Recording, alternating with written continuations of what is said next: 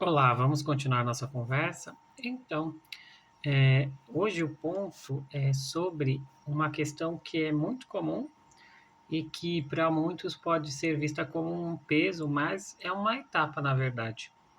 Existe um momento do autoconhecimento, da terapia, em que você já mudou internamente, mas isso ainda não está acontecendo externamente. Então, por exemplo, quando você identificou suas sombras, seus defeitos, e as pessoas apontavam isso, você aceitou isso, identificou isso, vê como é, e já breca isso, mas é como se essa impressão ainda estivesse.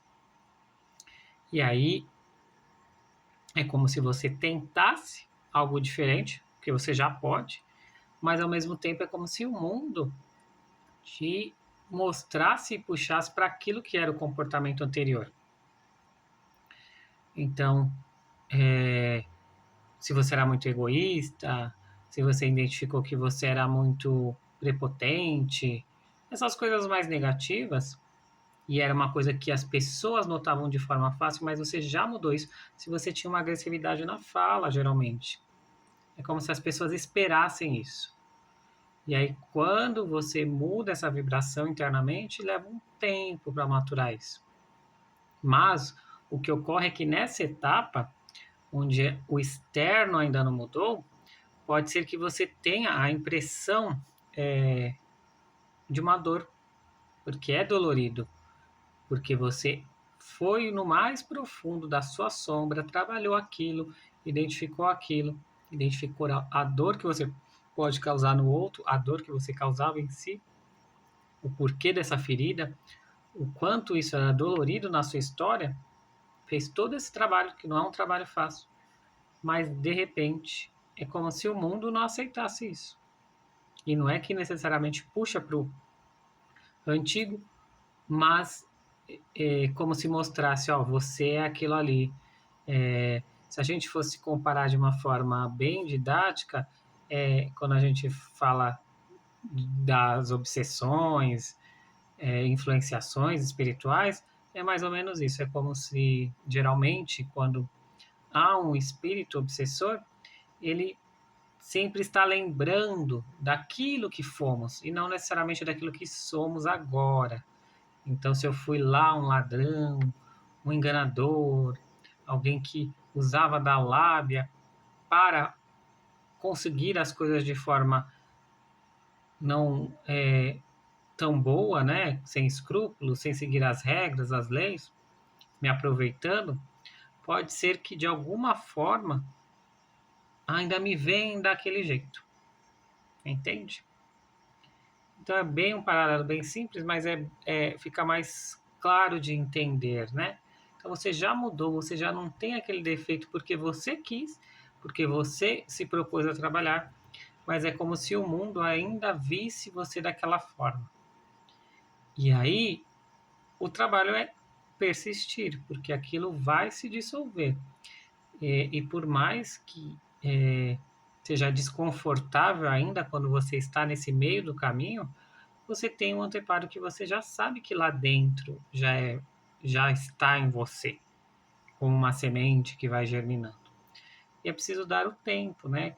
Para questões mais profundas, a gente tem um tempo maior. Para questões mais leves, e as profundas podem ser tão quanto no emocional, então aquilo que me abalou muito. Lembre-se que às vezes uma coisa que parece simples para nós, para o outro pode ter um peso de alma, ou pela questão do tempo que isso ficou na sua vida. Quanto tempo esse comportamento, esse hábito estava aí? Então, como é que você acredita e acha que vai ser simplesmente num estalo que isso vai mudar? E aí vão ter todas as implicações que a gente já conhece. Se você não sabe do que eu estou falando, dá uma olhada nos vídeos, mas os preços a pagar, os ganhos secundários, aquela coisa do eu inferior que tem um prazer negativo.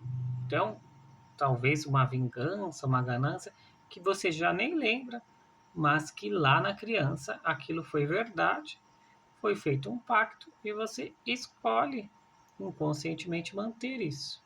Então é um ganho, mas é um ganho onde você acaba se machucando também.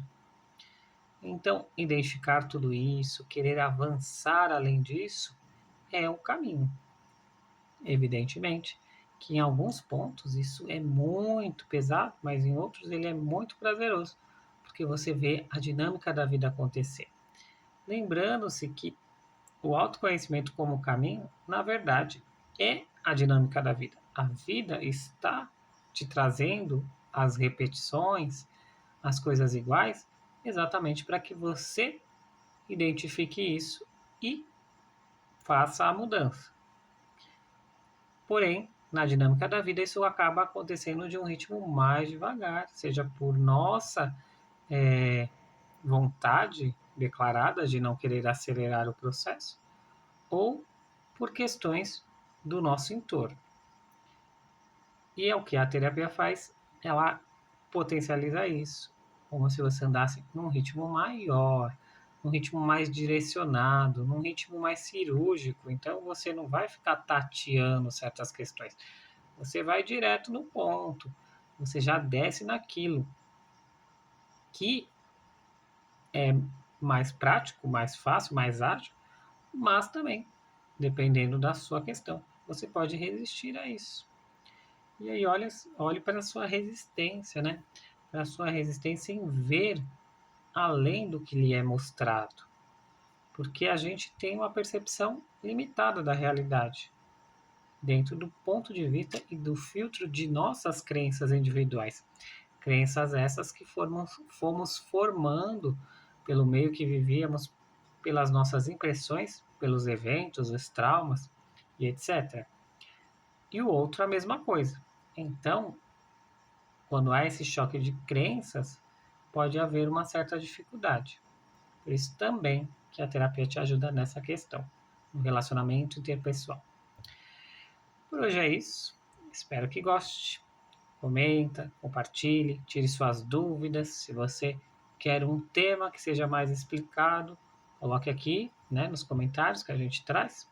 Dá uma olhada lá nos vídeos, nas meditações e todos os conteúdos que a gente já disponibilizou. Tem muita coisa ali. Você consegue dar passos na sua identidade, no seu ser e na sua melhor versão. Compartilhe, comente, me acompanhe, me siga e ative as notificações. Um ótimo dia e até mais.